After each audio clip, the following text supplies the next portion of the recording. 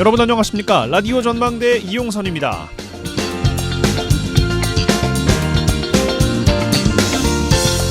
인구 유지를 위해 필요한 출산율의 3분의 1이 출산율인 나라, 전 세계에서 출산율이 가장 낮은 나라, 외국의 전문가들이 완전히 망했다고 평가하는 나라가 바로 우리나라입니다.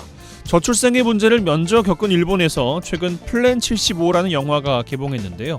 노인 인구가 늘어나면서 청년들에게 사회적 부담이 늘어나면서 노인 혐오 범죄로 이어지는 상황이 영화의 배경입니다. 범죄에 대한 대응으로 일본 국회는 75세 이상 고령자가 죽음을 선택할 권리를 지원하는 안락사 제도인 이른바 플랜 75를 통과시킵니다. 영화는 고령의 독거노인 플랜 75팀의 젊은 공무원, 안락사 시설에서 일하는 이주 노동자의 시선을 통해서 노인 안락사를 그려내고 있습니다. 참 상상도 하기 어려운 충격적인 설정입니다만 이 일본의 영화가 고민하고 두려워하는 미래 사회의 모습이 현실적인 고민과도 닿아 있어서 참 소름이 돋습니다. 전남도가 새해 저출생과 인구 소멸 문제에 대한 대책을 내놓고 있어요. 만 17세 이하 자녀들에게 1인당 월 20만 원씩 지원금을 주고 전국에서 처음으로 청년 이민국을 만들어서 이주 정책에도 적극 나서겠다는 겁니다. 백약이 무효라는 저출생의 문제에 어떤 대응이 사람을 살리고 사회를 살릴 것인가 생각해보게 됩니다. 오늘 라디오 전망대가 준비한 소식입니다. 지역 소식들 뉴스 브리핑 통해서 들어보고요. 초등학교 늘봄 시행을 앞두고 교육 현장의 소리를 잠시 후에 인터뷰 통해서 들어보겠습니다. 이번 주 주제기 민원 해결사 이번 주 이 노래 이어집니다. 잠시 후에 뵙죠.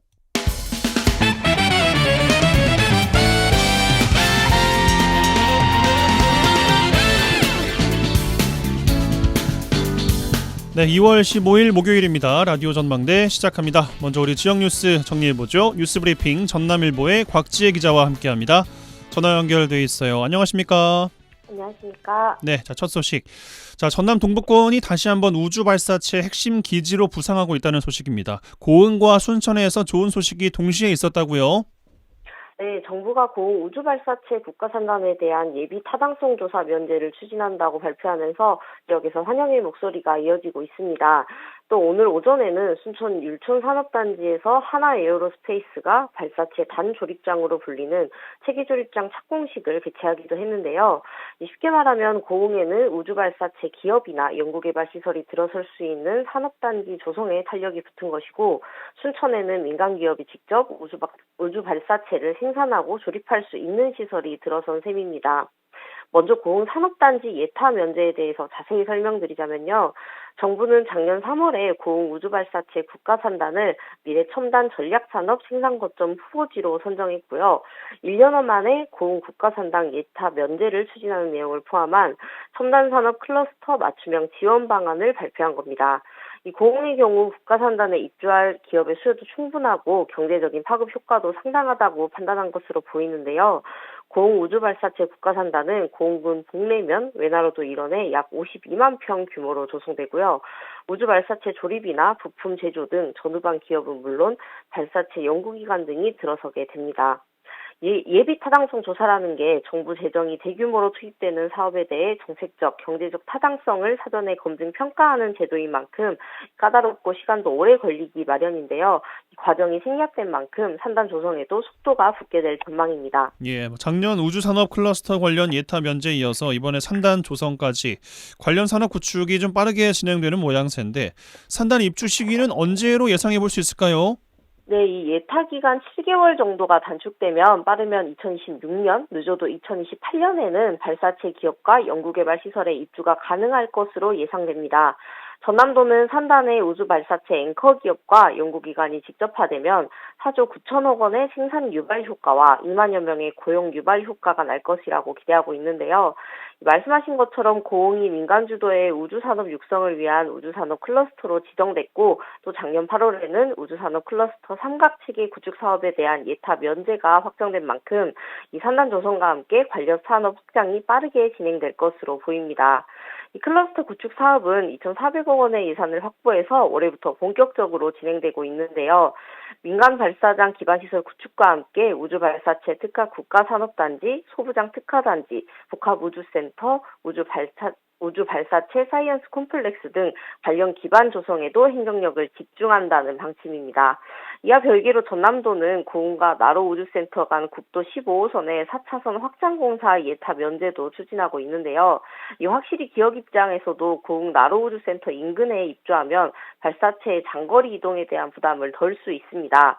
발사체가 긴 거리를 이동하게 되면 고장에 대한 우려도 있고 또 회당 10억 원에 달하는 막대한 물류비도 줄일 수 있어서 이 도로 확장이 수반돼야 할 여건으로 꼽히고 있습니다. 예. 반가운 소식에 이어서 순천에서는 발사체 조립장이 오늘 착공을 하면서 전남 우주산업 활성화에 힘을 보태고 있다고요? 그렇습니다. 오늘 오전 순천 해룡면 율촌 제1산업단지에서 하나에어로스페이스가 508억 원을 투자해 건립하는 발사체 체계 조립장 착공식을 개최했습니다.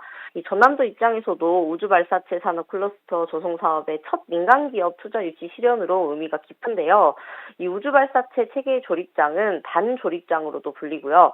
이번 착공식에서 공식 명칭은 스페이스 허브 발사체 제작센터로 지칭됐습니다. 이 하나에어로스페이스는 한국형 발사체 고도화 사업 기업으로 선정돼서 한국항공우주연구원으로부터 누리호 기술을 이전받은 기업인데요. 작년에 단조립장 부지로 순천을 선택했고 율촌 산단 6만 1,146제곱미터 부지에 내년까지 단조립장을 완공한다는 계획입니다. 이 발사체 단조립장은 발사체의 각 단을 제작하고 기능을 점검하는 시설인데 발사체 체계 종합기업이 필수적으로 갖춰야 하는 인프라로 꼽힙니다. 이 목표한 대로 단조립장이 완공되면 내년 하반기 이후부터 발사하는 누리호는 순천에서 발사체를 생산하고 조립할 수 있는 겁니다. 이곳에서 2027년까지 총 4차례 발사되는 누리호 프로젝트를 이끌 예정인데요. 이번 단조립장 착공을 계기로 순천시도 우주산업을 미래 성장 동력으로 육성하기 위해서 민간 재사용 발사체나 우주 비행선 추격기, 초소형 큐브 위성 등을 연구 개발할 수 있는 기업을 추가로 유치한다는 목표를 밝혔습니다. 예.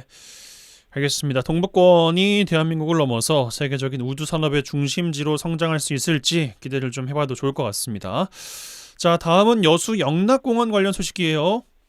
네, 앞서 여수 시립공원묘지인 영락공원 공무직 직원의 공금 횡령 사건과 그 이후 상황들에 대해서 몇 차례 전해드렸었는데요. 이번에는 화장장 창고에서 금리빨이 무더기로 발견되면서 경찰이 수사에 착수해 충격을 주고 있습니다. 이 여수시는 영락공원 화장장 창고 정리 중에 금리빨로 추정되는 금속 물질이 다량 발견된 사실에 대해 장사 등에 관한 법률 위반 혐의로 경찰에 수사를 의뢰했다고 밝혔습니다. 영락공원에서는 지난해 12월 공장 직원이 창고 정리 중에 바닥에 방치된 금리 30여 개를 발견해서 시에 보고한 것으로 알려졌는데요.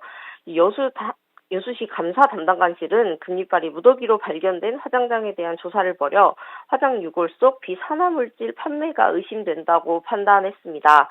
이후 장례시설 담당 부서인 노인장애인과에서 문제의 금리빨과 관련해 경찰에 수사를 의뢰한 겁니다. 예, 영락공원 운영에 대한 잡음이 너무 많이 요즘에 들리는 것 같아요. 앞으로 경찰 수사는 어떻게 이루어지겠습니까? 네, 일단 여수경찰서는 해당 사건을 지능범죄수사팀에 배당하고 화장 과정에서 나온 금리가 유족에게 인계되지 않고 어떤 이유로 창고에 보관된 것인지 등을 확인할 예정입니다. 여수시에 따르면 화장 후 남은 금리의 경우 이제 유족이 원하면 돌려주도록 되어 있고요. 그렇지 않으면 반드시 폐기해야 하는데요. 시는 이번 일을 계기로 화장장 운영과 관련해 비산화물질 처리를 위한 세부적인 지침이 마련돼 있지 않은 사실을 확인하고 이 운영 규정을 마련했다고도 밝혔습니다. 예, 알겠습니다. 자, 마지막 소식은 여수 거북선 축제 관련된 이야기네요. 네, 제58회 여수 거북선 축제가 오는 5월 3일부터 6일까지 4일간 펼쳐지게 됩니다. 특히 올해는 지난해와 달리 축제 장소를 해양공원과 거북선공원 두 곳으로 이원화해서 운영할 예정인데요. 각 장소별 특색 있는 콘텐츠를 운영하기 위한 방안이라고 합니다. 여수시는 거북선 축제의 성공적인 개최를 위해서 최근 축제 추진위원회를 구성하기도 했는데요. 이번 추진위는 거북선 축제의 변화 발전을 위해 축제, 관광, 문화, 지역 주민 대표 등 관련 분야의 전문가 18명으로 구성됐다고 합니다. 이 획기적인 변화로 올해 거북선 축제를 지역의 역사성과 특색을 반영한 축제로 발전시킨다는 여수시의 계획처럼 시민들은 물론 관광객들 모두가 즐길 수 있는 축제가 되길 기대해봅니다. 네, 뉴스브리핑 전남일보의 곽지혜 기자와 함께했어요. 고맙습니다. 감사합니다.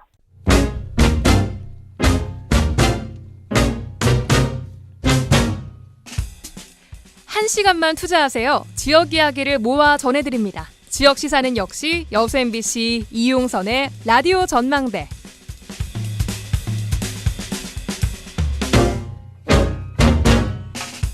예, 정부가 초등학생 학부모의 돌봄 부담을 덜어준다는 취지로 늘봄 학교를 추진합니다. 지금 학교 수업이 모두 끝난 후에 진행하고 있는 방과 후 교실과 돌봄 교실을 통합한다라는 개념인데 최대 저녁 8시까지 학교가 초등학생의 돌봄을 책임진다는 겁니다. 여러 가지 이유로 관심들 갖고 계실 것 같습니다. 계약을 불과 2주 정도 남기고 있습니다만 아직도 현장은 인력이나 체계가 제대로 갖춰지지 않고 있어서 혼란이 예상된다고 해요. 어떤 이야기들이 현장에서 나오고 있는지 어떤 대안이 있을지 오늘 이야기 나눠보겠습니다. 전교조 전남지부 최민상 정책실장 전화 연결되어 있습니다. 나와 계시죠, 실장님? 예, 안녕하십니까. 예, 늘봄 학교에 대한 개념이요. 8시까지 학교에서 돌본다 정도로만 알려져 있어서 그거 좋은 거 아니야? 라고 생각하시는 분들도 많이 계실 것 같은데 어떤 정책으로 인지하고 계신지 소개 좀 부탁드리겠습니다. 예, 늘봄 학교가 도입되기 전인 상태에는 기존에 돌봄 교실이라고 있었고요. 예. 그 돌봄 교실은 초등학교 1학년, 2학년을 대상으로 수업 이후에 오후 5시에서 7시까지 돌봄을 운영하는 프로그램이 있고 또 방과 후에 1학년부터 6학년까지 대상으로 하는 방과 후 프로그램이 기존에 있었습니다. 이 두 개를 통합해서 늘봄 학교로 이름을 붙인 거고요. 그러면서 늘봄 돌봄 교실을 오전 7시부터 저녁 8시까지 확대하는 것으로 이해하시면 좋겠습니다. 예, 그러니까 방과 후 학교처럼 프로그램이 운영이 되는 거냐, 어떻게 해야 한다는 거냐, 계획이 좀 궁금하거든요. 혹시 나와 있는 게 있습니까? 기존의 돌봄은 초등학교 1학년, 2학년을 대상으로 했습니다. 예. 그런데 이제 돌봄을 3학년, 4학년, 5학년, 6학년까지 연차적으로 확대한다는 것이고요. 예. 기존에 진행됐던 방과 후 수업은 그대로 진행되고 좀 더 확대한다고 생각하시면 되겠습니다. 아, 방과 후 교실을 조금 더 확대한다 생각하면 되겠습니까? 네네. 예, 기존의 방과 후라든가 돌봄 교실은 이제 말씀 주신 것처럼 이미 운영이 되어 오고 있는데 늘봄 학교가 시행이 되면 방과 후 혹은 돌봄 이런 거는 아예 없어지고 늘봄으로 통합이 된다고 이해하면 되겠습니까? 네, 맞습니다. 돌봄도 더 확대된다고 생각하면 되겠고요. 예. 방과 후 프로그램도 더 확대되고 참가자를 더 많이 모집하게 될 것입니다. 예. 이거면 안 할 이유가 있나 싶은 생각이 일단은 들긴 하거든요. 근데 가장 또 네. 우려되는 것들 좀 이야기를 해보면 8시, 저녁 8시까지면 저녁도 먹어야 될 거 아니에요? 네, 맞습니다. 그게 가능합니까, 현장에서? 기존에 작년에도 돌봄 교실을 운영할 때 7시까지니까 남은 학생들에게 예. 간식이나 석식을 제공했었습니다.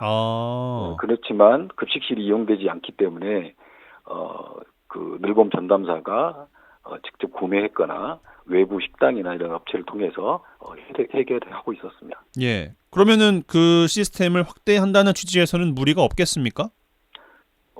이제 그런 시스템 운영하기 때문에 그렇게 하면 되겠죠. 예. 인원이 확 늘어버리는 거 아니겠어요? 사실 이제 그 문제인데, 예. 인원이 사실 그동안 희망 학생이 돌봄 교실이나 방과후를 했던 비율이 높지 않습니다. 즉, 중소규모의 학교는 대부분 희망한 학생 모두가 그동안 해왔고, 특히 일부 큰 규모의 학교에, 특히 도시권 학교는, 돌봄 프로그램이 희망자에 비해서, 운영되는 수용하는 학생 수가 적어서, 수용이 덜 됐던 것이 사실이죠. 그런데 예. 작년 시범 운영의 결과를 보면 아침 일찍, 즉 7시부터 8시까지, 그리고 저녁 한 6시부터 8시까지는 지원자가 거의 없었습니다. 그래서 아주 극히 제한된 학생들을 대상으로 저녁 식사를 해결했기 때문에 큰 문제는 없을 거라고 생각됩니다. 예상하시기에요. 늘봄 예. 학교로 이제 확대가 되면 그 신청 인원은 더 늘 거라고 예상하십니까? 신청 인원은 는다기보다는 그동안 필요에 의해서 신청을 해온 사람들은 예. 더 는다고 봐야 되겠죠. 아무래도 또 대상도 확대되니까 더 늘 거라고 봐야 되겠어요. 네네, 그렇습니다. 알겠습니다. 뭐 저출생 시대라는 이야기도 나오고 뭐 맞벌이 가정을 위해서 뭐 환영할 만하다라는 이야기도 있겠습니다만 교육 전문가 일부에서는 아니 어린 친구들 학생들이 오랜 시간 학교에 머무는 것은 좀 힘들 수 있다 우려를 이야기하기도 하더라고요. 예, 맞습니다. 뭐 생각을 해보시면 알 텐데요. 초등학교 이 어린 학생들이 아침 7시에 등교해서 저녁 8시까지 학교에 있다.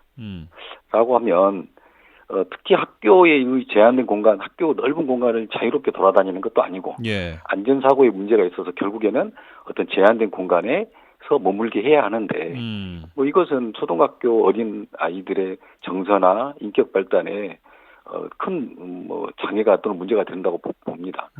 어린 시절에는 실은 양육자의 뭐 교감이나 소통 그리고 어떤 친구들과의 어떤 교우 관계 그리고 자유로운 공간 속에서 마을이나 지역이나 여기저기를 돌아다니면서 경험이나 뭐 이런 부분을 충분히 해야 될 시기인데 예. 학교라는 제한된 공간에서 이렇게 솔직히 말하면 가두게 되는 경우이죠. 결국 아이들의 발달을 고민하기보다는 어른의 필요에 의해서 학교에 가두게 되는 결과를 갖게 되는 것입니다. 어른의 필요에 의해서 가두게 되는 형태다라는 말씀 주신 것 같습니다. 네네. 사실 뭐 성인들도 그렇고 한 공간에 뭐 반나절 이상 있어라라고 하면 좀 힘든 것도 사실이긴 할 텐데. 네, 맞습니다. 선생님들의 반응은 좀 어떻습니까? 현장에서는 사실 상당히 우려를 많이 하고 있죠. 우려를 하고 계세요. 네, 이게 뭐 거의 모든 이런 늘봄학교 이 업무나 이런 확대들이 교사들에게 또는 학교 교육 활동에는 지대한 안 좋은 영향을 미칠 것이다라고 생각하고 있습니다. 그래요.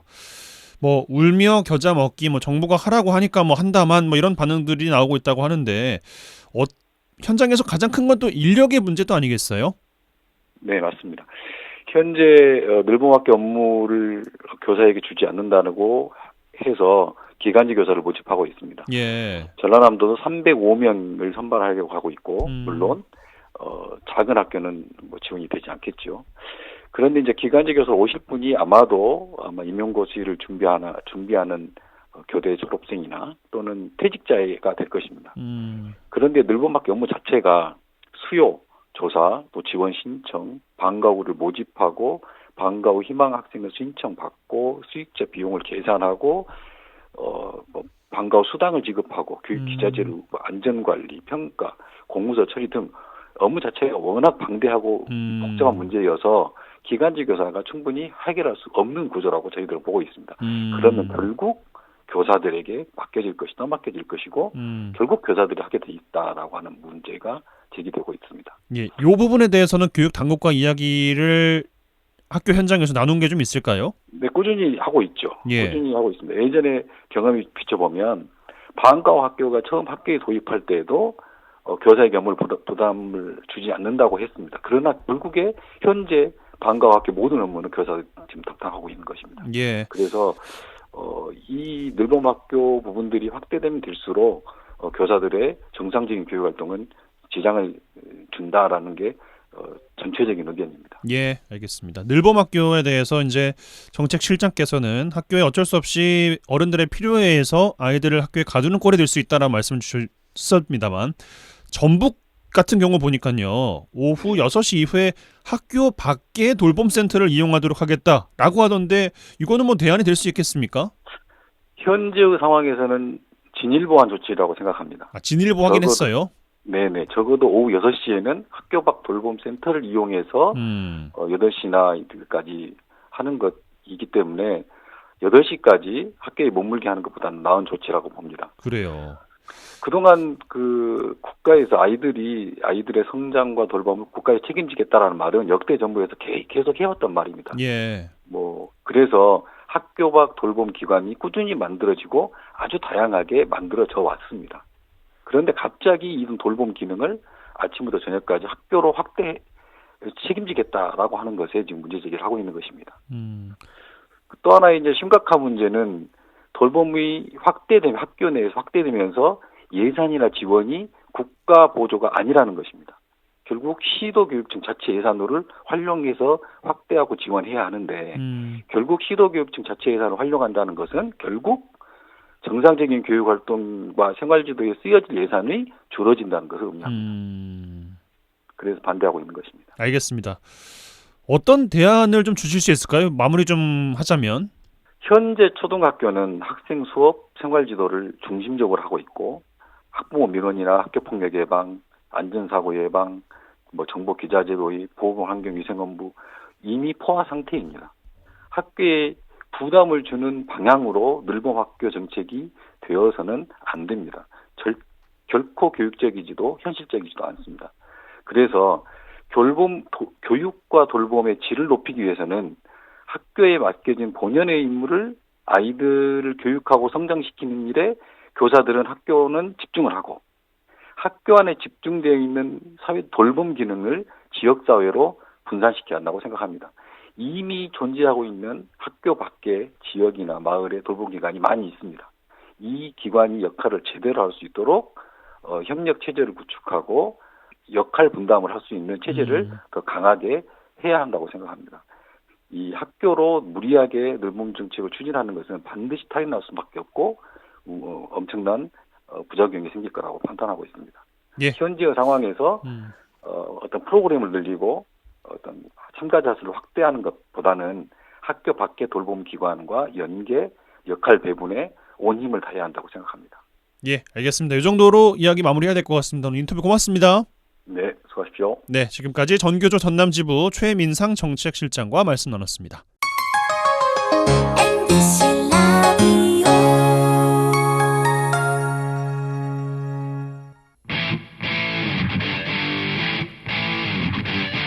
젊고 당찬 시사 생활밀착 뉴스 이용선의 라디오 전망대.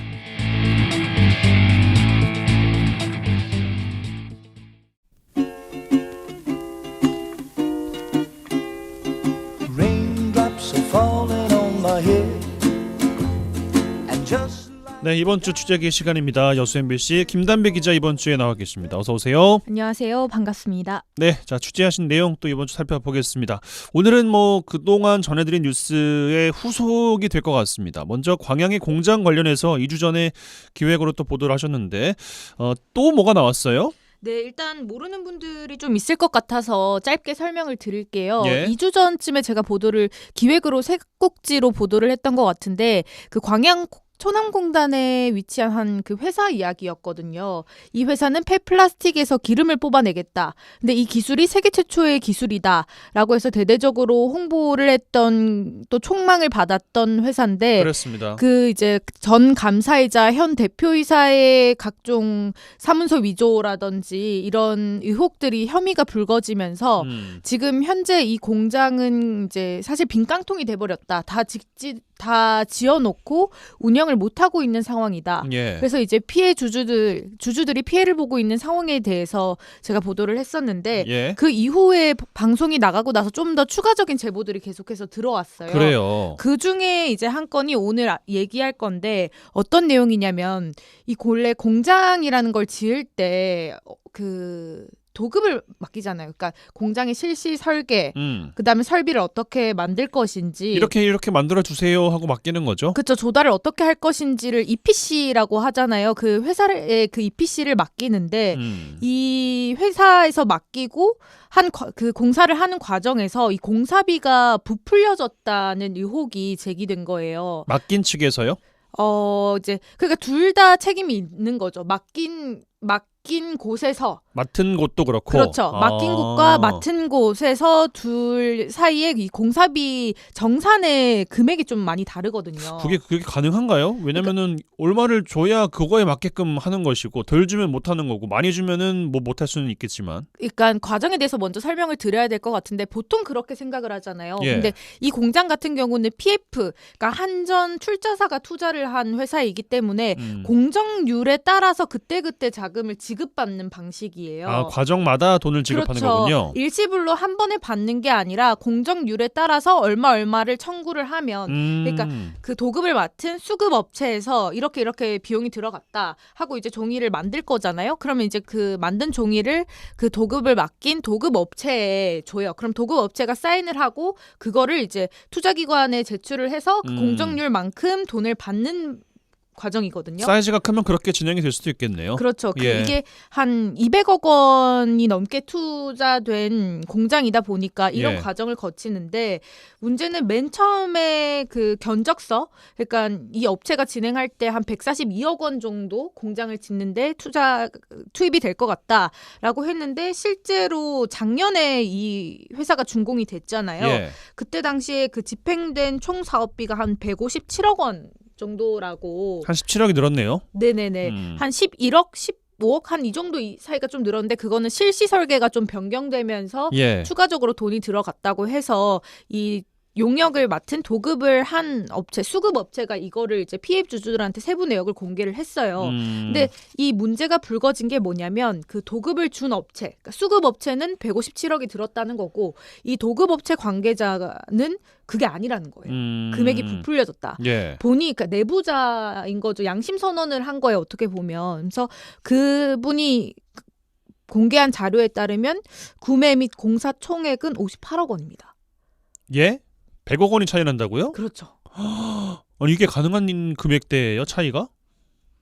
저도 현실적으로 이게 정말 맞는 건지 안 맞는 건지 아니 이럴 뭐 수가 2, 있는 30억이라면은 건지. 예. 그것도 그래도 좀 차이가 나네요라고 이야기할 수 있겠는데 어떻게 100억 원이 차이가 나요? 어떻게 3배 차이가 나요? 그러니까 이게 또 도급업체와 수급업체 관계자의 말이 다른 거잖아요. 100억 차이도 예. 나고 사실 누구의 말이 맞던지 그것도 중요하지만 그걸 떠나서 어떻게 도급업체와 수급업체의 공사비가 다를 수 있냐고. 어떻게 100억이랑 150억이 될 수가 50억이랑 150억이 될 수가 있을까요? 그래서 이제 피해 주주들은 그런 거에 의혹을 제기하는 거죠. 음. 둘이 짜지 않고서는 이렇게 될 수가 없다. 예. 어쨌든 투자를 받아야 되고 그 돈을 제대로 썼다면 정말 157억 원이 든 거고 근데 그 도급을 맡긴 그 도급 업체에서는 그만큼 안 들어갔다. 58억이다. 자기가 담당자 그분이 이제 공사를 한 담당자거든요. 근데 58억이다 하니까 그럼 그 사이에 100억 원은 어디로 간 거냐. 그러면 둘 사이에 뭔가 커뮤니케이션이 있어서 뭐 다른 곳으로 빼돌린 거 아니냐라는 의혹을 제기하고 있죠. 피해 주주들이. 회사 측의 입장이 있습니까? 일단 그 수급 업체, 그 EPC를 진행한 실시 설계를 진행한 업체는 우리 자료가 맞다. 이거를 조작할 수가 임의로 조작하거나 수정을 할 수 없다. 그때 또 그 도급 업체의 사인을 받고 그다음에 투자사에 제출을 하잖아요. 네. 그렇기 때문에 조작할 수 없다. 우리 입장이 맞다는 거고 이 자료를 공개한 사람도 어떻게 보면은 그 위험을 감수하고 또 공개를 한 거잖아요. 네. 근데 이제 여기도 이 자료가 맞다라고 하는 상황이고 그래서 누구의 자료가 맞다라고 저희가 판단은 할 수는 없지만 어쨌든 도급업체와 수급업체 공사비가 다르고 그다음에 서로가 맞다고 하는 거고 이게 너무 금액 차이가 많이 나기 때문에 공장을 가동하지 못하면서 피해를 보고 있는 주주들은 당연히 이 부분에 대해서 이의를 제기하고 있는 상황이고요. 그래서 예. 금액이 다른 거에 대해서 빨리 설명을 해달라. 설명을 하지 않으면 국세청이나 금감원에 신고를 해가지고 이거를 좀 밝히겠다. 그런 입장입니다. 예, 알겠습니다. 요 사안 관련해서 뭐 더 이야기하실 거 있습니까? 일단 이 정도까지 얘기하고요. 또 지금 그 대표이사 관련해서는 검찰에서 아직 수사를 진행하고 있어서 아마 이달에 결과가 나올 것 같아요. 그래서 예. 그 나오면 또 나오는 대로 전해드리겠습니다. 알겠습니다. 다음 이야기 한 가지만 더 짚어보죠. 고흥의 한 고등학교 남교사 성추행 사건 관련해서 이야기를 하셨었는데 검찰로 넘어갔어요? 네, 이 내용도 혹시 기억을 하실지 모르겠는데 지난해 고흥의 한 고등학교에서 남교사가 남녀 동료 교사들을 상대로 성추행, 성희롱했다는 의혹이 있었다고 보도가 나갔었고 예. 그 이후에 이 해당 남교사가 또 학생들한테도 이런 성적 수치심을 불러일으킬 수 있는 얘기를 했다고 해서 기사가 나갔었는데요. 결국 경찰에서는 일단 동료 교사 간의 그 성추행 관련해서는 일부 혐의가 인정됐다고 판단을 해서 검찰로 넘어갔습니다. 예, 알겠습니다. 요 정도로 정리해보죠. 이번 주 취재기 여수 MBC 김단비 기자와 함께했어요. 고맙습니다. 감사합니다.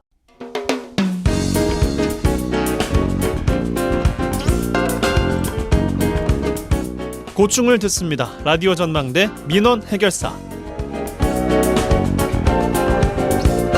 청취자 여러분들의 민원 사항들 해결해드리는 민원 해결사 시간입니다. 이미지 리포터 나와 계세요. 어서 오십시오. 네, 안녕하십니까? 자, 정부가 2025년도 대입에서 의대 정원을 2,000명 늘리겠다고 발표한 이후에 의대 정원에 대해서 정부와 의료계의 의견 차이가 좁혀지지 않고 있습니다.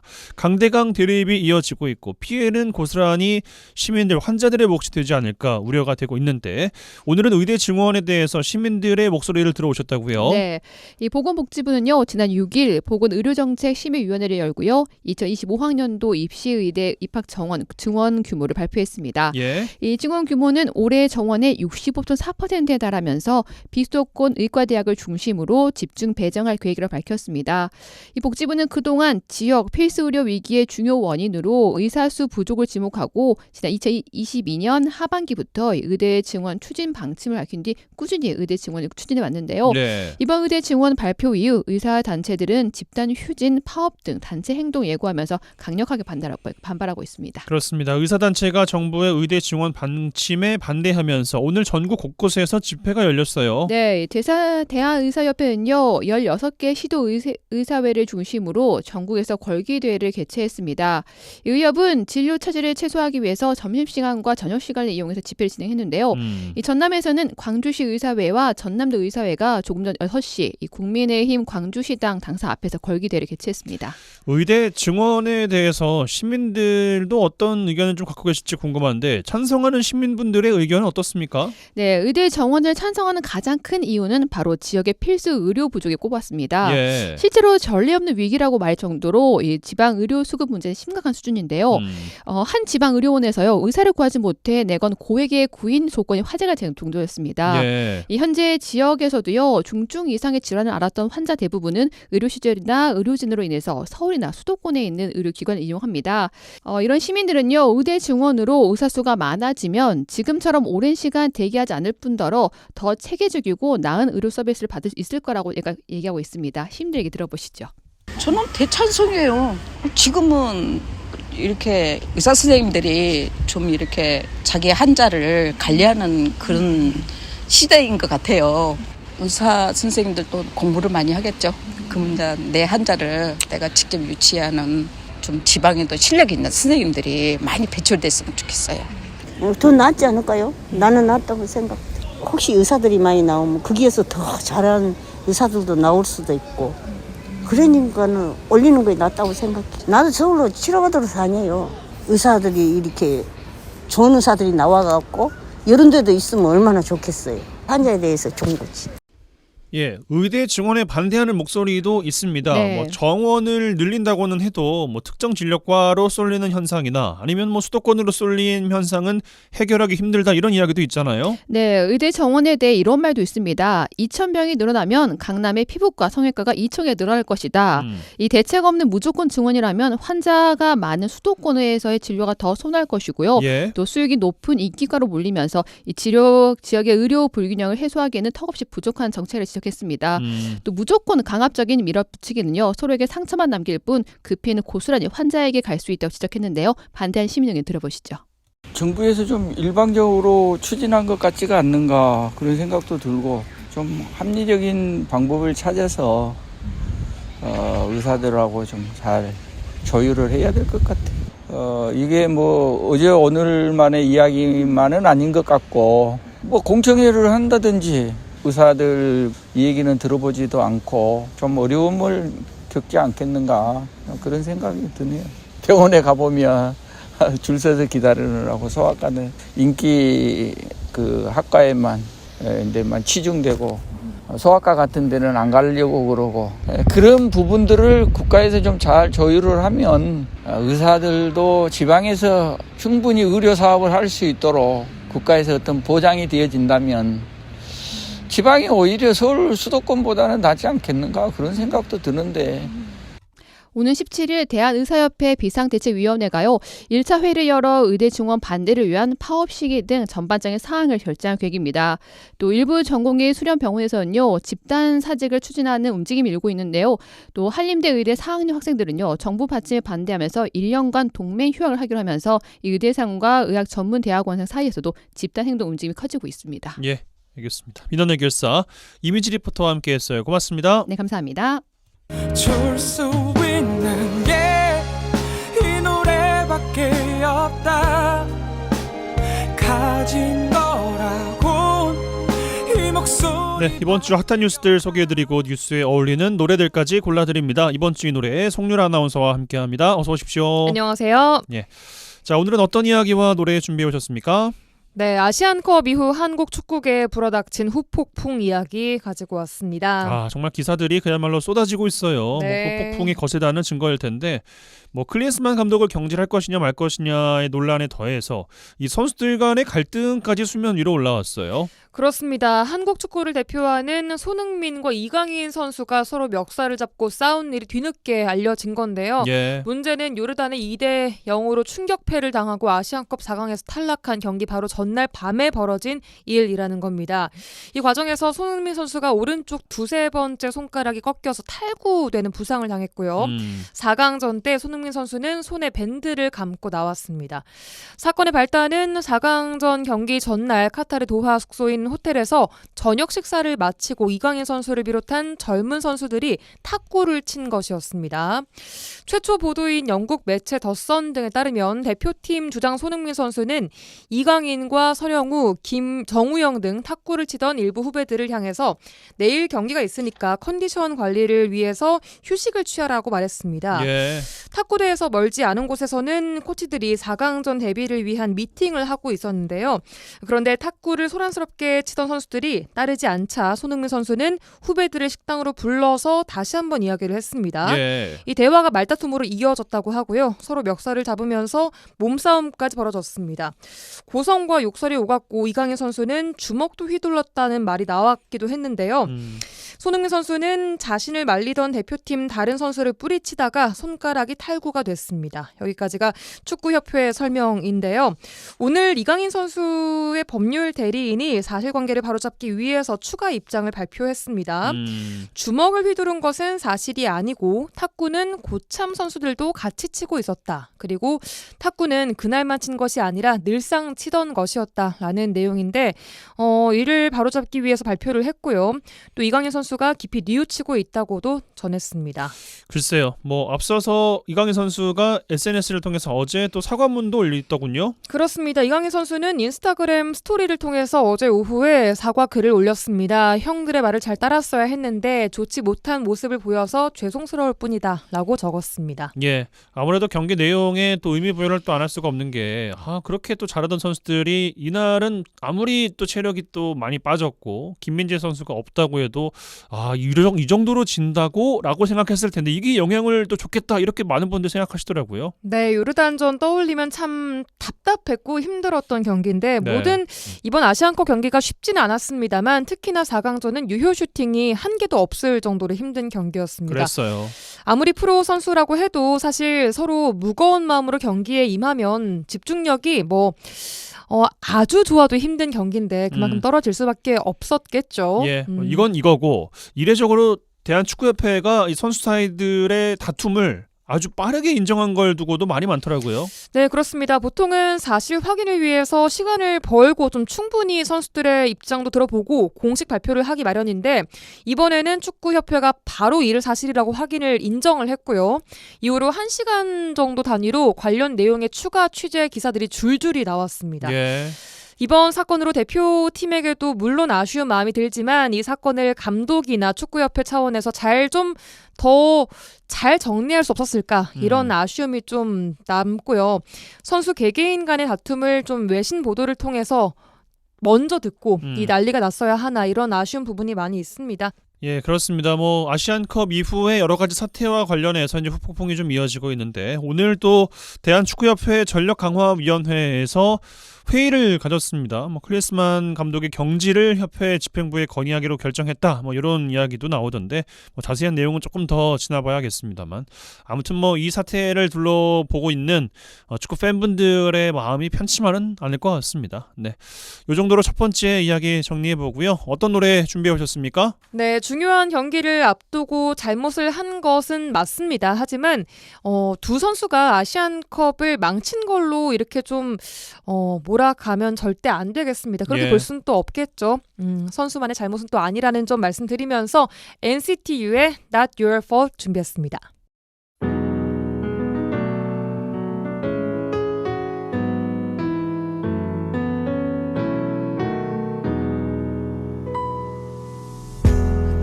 깜깜한 도시의 밤 어둠이 내리만 그런 밤이면 달빛이 될게 I will stay with you 잠에 들지 못한 채 생각들이 덮칠 때 내가 너의 곁을 지킬게 oh, oh, here with me 말해주고 싶어서 My love not your fault 꼭 알아줘 소중한 너라는 걸 너조차 널 미워한 밤이면 내가 너의 편이 되어줄게 네 맘을 안아줄게 All for you yeah. 너 매일 습관처럼 말해 so lucky 괜히 밝게 맘을 가리는 너 모두 괜찮을 필요는 하나도 없어 솔직해져 괜히 눈물 고일 때 작은 손이 떨릴 때 어깨를 토닥여 달래줄게 oh, oh, here with me 알려주고 싶어서 My love not your fault 꼭 알아줘 아픔은 곧 사라져 너조차 널 미워한 밤이면 내가 너의 편이 되어줄게 아무 말 없이 널 비출 테니 기대어 어둠이 거치듯 지나가고 있으니 환하게 반겨줘 Not your fault 기억해줘 널 위한 내가 있어 너도 널 사랑할 수 없다면 내가 사랑한다 말해줄게 You It is not your fault my love My love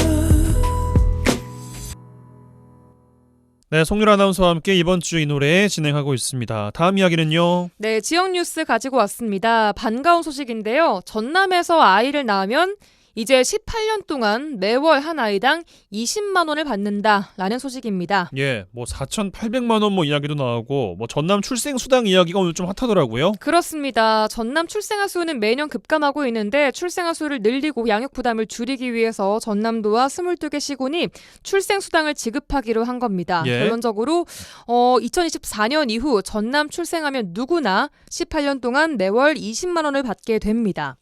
자, 우선 실태를 좀 보면요. 10년 전 2013년 전남 출생아 수는 15,000명에 달했는데요. 10년 만에 절반 가까이 급감을 했습니다. 예. 자, 앞으로는 소득 조건 없이 2024년 이후 전남 출생하면은 누구나 0세부터 17세까지 18년 동안 매월 20만 원을 지원을 받게 됩니다. 전라남도가 10만 원, 각 시군이 10만 원 이렇게 부담을 하는 구조입니다. 또 도 출생 수당과 시군 수당을 동시에 받으면 18년간 한 명당 말씀하신 것처럼 총 4,320만 원을 받게 됩니다. 예. 여기에 국가 지원금까지 포함하면 전남에서 태어나는 아이는 최대 1억 1,520만 원을 받을 수 있게 됩니다. 이는 전국에서 가장 높은 수준입니다. 김명록 지사는 지금이 가장 중요한 골든타임이 아니겠냐. 재정 상황이 좀 어렵긴 하지만 다른 부분에 예산을 줄여서라도 이렇게 해야겠다는 생각을 하게 됐다라고 밝혔습니다. 예, 물론 뭐 돈 준다고 뭐 얘 낫냐 이렇게 생각하시는 분들도 있을 텐데 뭐 출생 수당이 마련됐다는 뉴스를 또 전해드려야 될 것 같아서 오늘 이야기를 꺼낸 것 같고요. 언제부터 이게 시행이 된다는 거예요? 네, 도는 사전 행정 절차 진행과 예산 확보를 통해서 이르면 오는 8월부터 이 제도를 시행할 계획이라고 합니다. 인구가 곧 경쟁력이기도 한 만큼 이번 제도가 심리적으로 또 물질적으로 양육 부담을 덜어줄 수 있기를 진심으로 바라보겠습니다. 예. 어떤 노래 골라오셨습니까? 노래는 포맨의 베이비 베이비 준비했습니다. 노래 들으시고 송유라 아나운서 보내드리죠. 고맙습니다. 안녕히 계세요.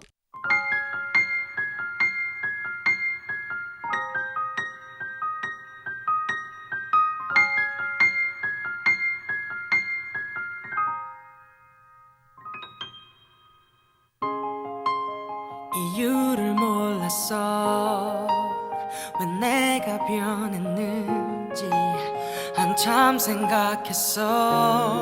너와 나 만난 이후로 나 변한 것 같아 아주 많이 말이야. 이 노래 들리니 네가 너무 고맙잖아.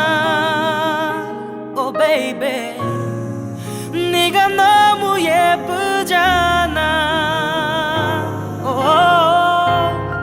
눈을 뗄 수가 없어. 내 눈에 너만 보여.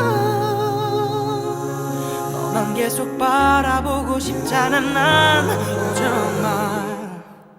Oh baby 하루가 지나고 또 다시 만나고 그러다 헤어지고 또 다시 만나게 되고 너무 좋은 거야.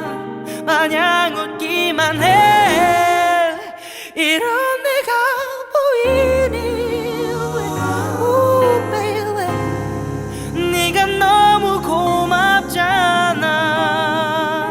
Oh baby 네가 너무 예쁘잖아. 네, 목요일 라디오 전망대 마치겠습니다. 오늘도 고생 많으셨습니다. 내일 뵙죠. 이용선이었습니다.